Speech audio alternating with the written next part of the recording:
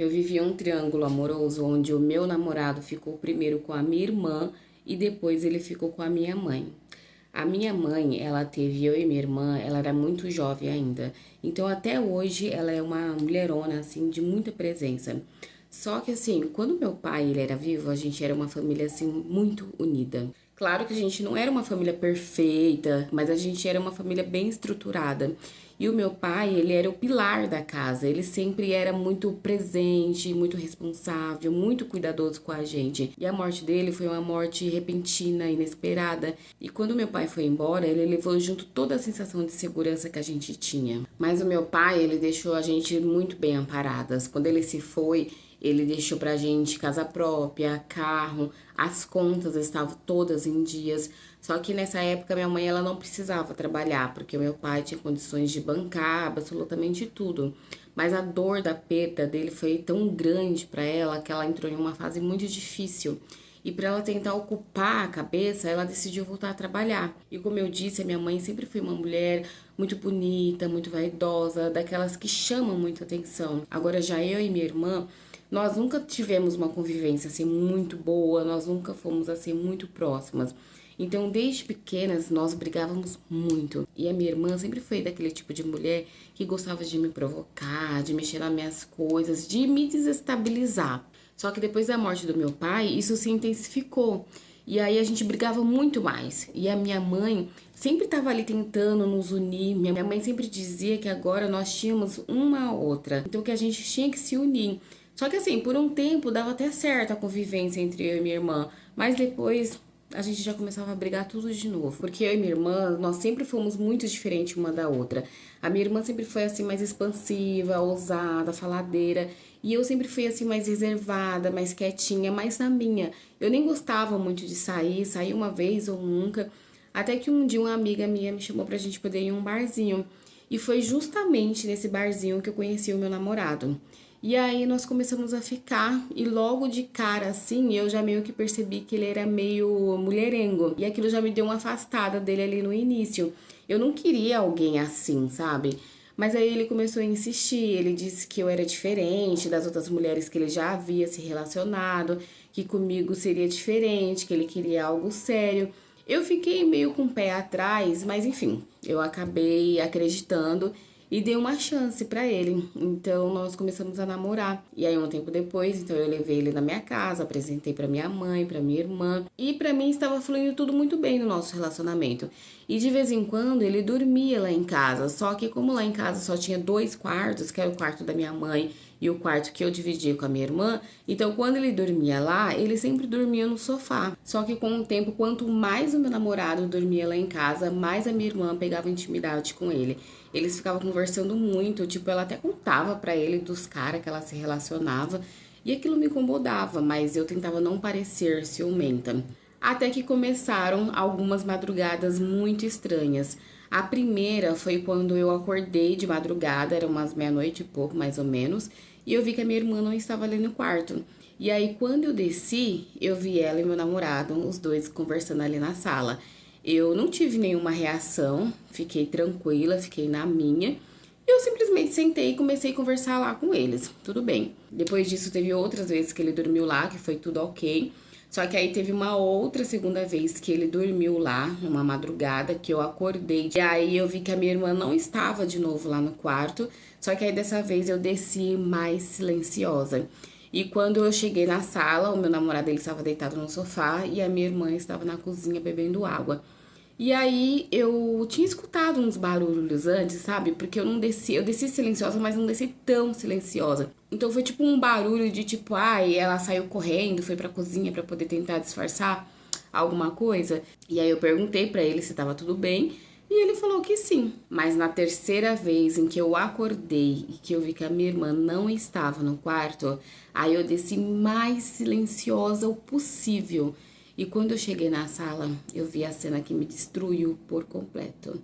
Eu peguei a minha irmã e o meu namorado juntos, se beijando, sim, completamente envolvidos. E isso pra mim foi um choque muito grande, uma dor que eu nem consigo explicar.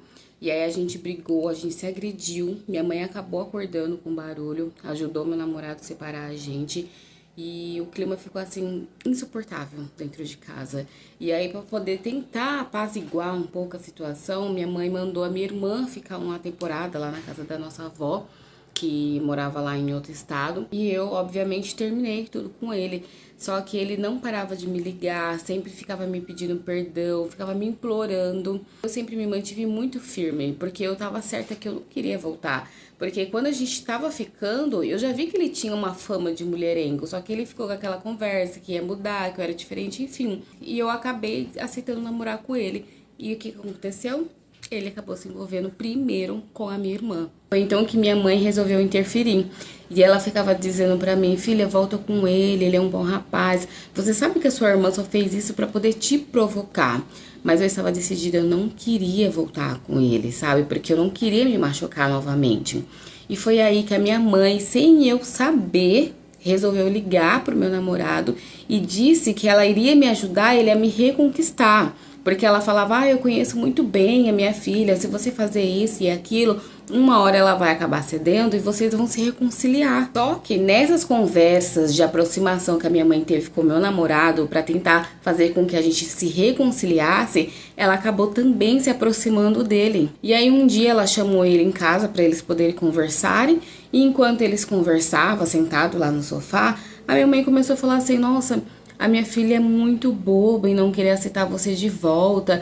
Olha só esses braços, você tem uns braços muito bonitos. E enquanto ela falava, ela alisava, colocava a mão dele e falava que: ai, você é muito trabalhadora, muito esforçado, é o sonho de qualquer mulher. E falava: olha essas pernas, um rapaz que malha, olha essas pernas, e colocando a mão nas pernas dele.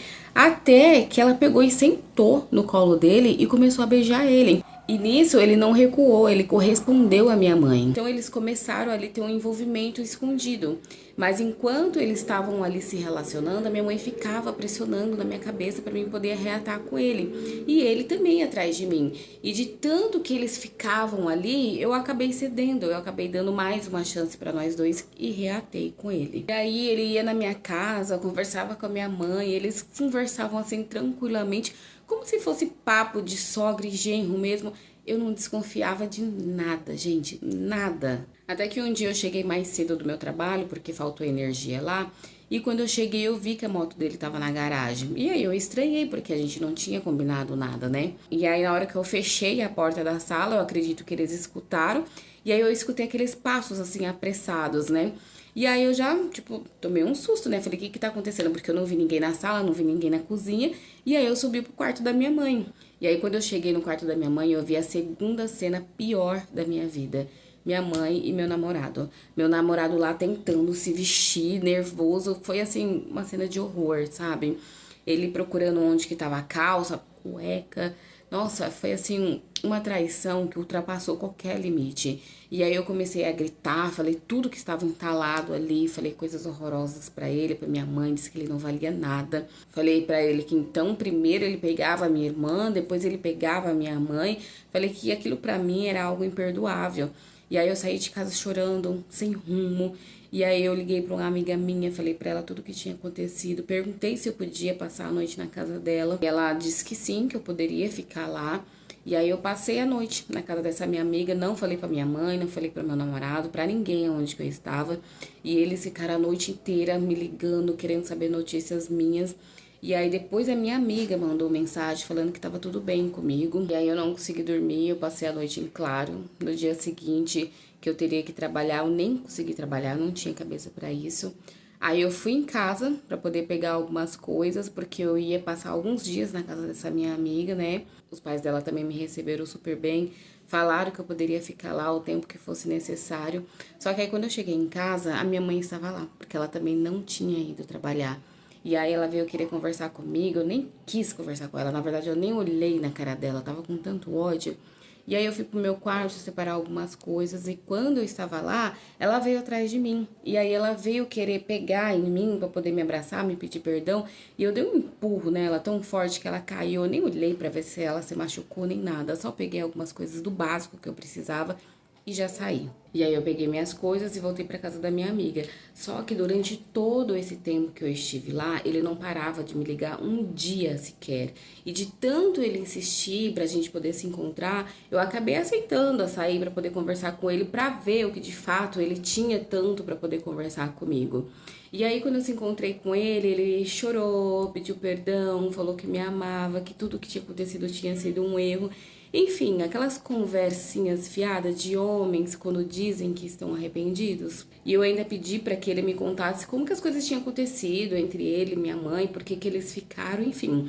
E aí quando ele me contou assim nos mínimos detalhes. E quando eu fiquei sabendo de tudo, da forma como aconteceu, eu fiquei com mais raiva ainda dele e da minha mãe. E eu não consegui perdoar ele, eu também não consigo perdoar a minha mãe. E o pior disso tudo é que eu preciso voltar para minha casa, porque eu tô na casa da minha amiga, na verdade na casa dos pais da minha amiga, que me recepcionaram aqui super bem. Eu sou muito grata a eles por isso. Mas eu preciso voltar para minha casa, né? Porque eu não tenho para onde ir. O salário que eu recebo não me permite que eu consiga alugar uma casa para mim poder morar sozinha. Mas a ideia de voltar a viver sobre o mesmo teto que a minha mãe, isso me destrói todos os dias, porque essa, sem dúvida, é a pior fase da minha vida. E eu ainda estou tentando descobrir como é que eu vou conseguir sobreviver a tudo isso.